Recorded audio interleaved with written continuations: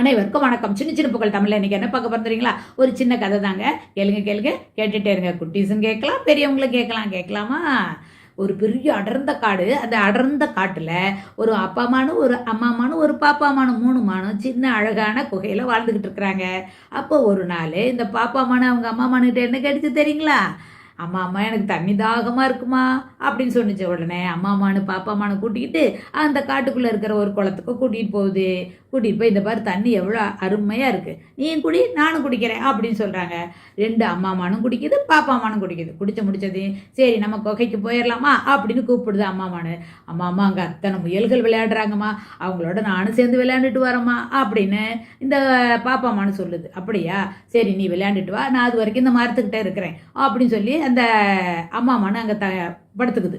இந்த பாப்பா அம்மானு இந்த முயலோட அவ்வளோ இன்ட்ரெஸ்டாக, அவ்வளோ உற்சாகமாக, அவ்வளோ மகிழ்ச்சியாக விளையாடுது. அப்படி விளையாண்டுட்டு இருக்கும் பொழுது இவங்க விளையாடுறத பார்த்துக்கிட்டே ஒரு குரங்கு இருக்குது. அந்த குரங்கு என்னையும் விளையாட்டுக்கு சேர்த்துக்குங்களேன் அப்படின்னு சொல்லி இந்த மான்கிட்ட வந்து கேட்குது. இந்த மானு கண்டுக்கவே இல்லை. மறுபடியும் ரொம்ப நேரம் அப்படியே ஏக்கத்தோடு பார்க்குது.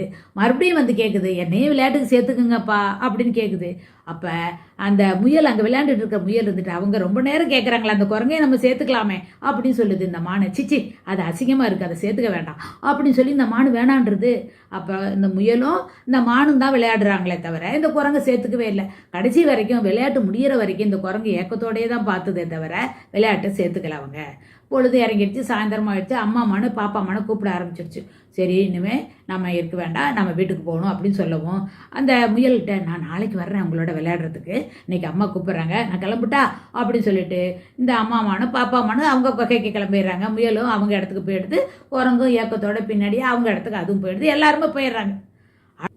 அடுத்த நாள் விடிஞ்சிருச்சு. விடிஞ்ச உடனே இந்த மானு என்ன பண்ணுது, இந்த குட்டி மானு அவங்க அம்மா மானுக்கிட்ட, அம்மா அம்மா நான் இன்றைக்கும் போய் விளையாண்டுட்டு வரமா அந்த முயலோட அப்படின்னு கேட்குது. அப்படியா, நீ போகிறத பொறுத்து ஒன்றும் இல்லைம்மா, பார்த்து கவனமாக போகணும், புலி சிங்கம்லாம் இருக்குது, பார்த்து பத்திரமா போயிட்டு வாமான்னு சொல்லுது.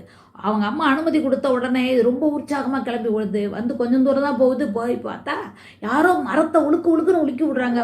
இலையாக கொட்டுது. என்னன்னு தெரியல, இலையாக கொட்டுது, ஏதோ ஆபத்தோட அறிகுறியா அப்படின்னு சொல்லிட்டு இப்படி அண்ணாந்து பார்க்குது. மேலே பார்த்தா அந்த நேற்று விளையாட்டுக்கு சேர்த்துக்கல பாரு அந்த குரங்கு அங்கே உட்காந்துட்டு, போகாதே புலி வருது, தூரத்தில் புலி வருதுன்னு அந்த குரங்கு அந்த மானுக்கு சொல்லுது.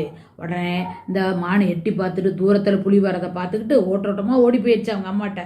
அம்மா புலி வருதுமா, அதனால் நான் ஓடி வந்துட்டேம்மா அப்படின்னு. ஐயோ நல்ல வேலை வந்துட்டியே, எப்படி உனக்கு தெரிஞ்சுது அப்படின்னு சொல்லி இந்த அம்மா மானை கேட்ட உடனே இந்த குட்டி மானு சொல்லுது, அம்மா நேற்று நான் ஒரு குரங்கு வந்துச்சுல விளையாட்டுக்கு சேர்த்துக்க மாட்டேன்னு சொன்னேன்ல, அந்த குரங்கு தாம்மா இப்போ புலி வந்ததை எனக்கு சொன்னுச்சு அப்படின்னு சொல்லுது.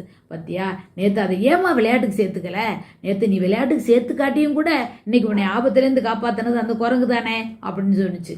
ஆமாம்மா நான் அதை விளையாட்டுக்கு சேர்த்துக்காம விட்டுட்டேன், தப்புதாம்மா அப்படின்ச்சு. ஏன் சேர்த்துக்கல அப்படின்னு கேட்குறாங்க அவங்க அம்மா அம்மானு. அப்போ சொல்லுது, அது அசிங்கமாக இருக்குன்னு சேர்த்துக்காம விட்டுட்டம்மா, தப்புதாம்மா அப்படின்ச்சு. அதான் புறத்தோற்றத்தை கண்டு யாரையும் எடை போடக்கூடாது பாரு, அதுதானே இன்னைக்கு ஆபத்திலிருந்து உன்னை காப்பாத்துச்சு. அகத்தின் அழகே அழகு, நல்ல எண்ணமே நல்ல உள்ளம், நல்ல உள்ளம் தான் அகத்திற்கு அழகு. ஆக நல்ல உள்ளம் கொண்டவர்களோடு நாம் என்ன பண்ணணும், நட்பு கொண்டால் நாளும் நமக்கு நன்மையே கிடைக்கும்.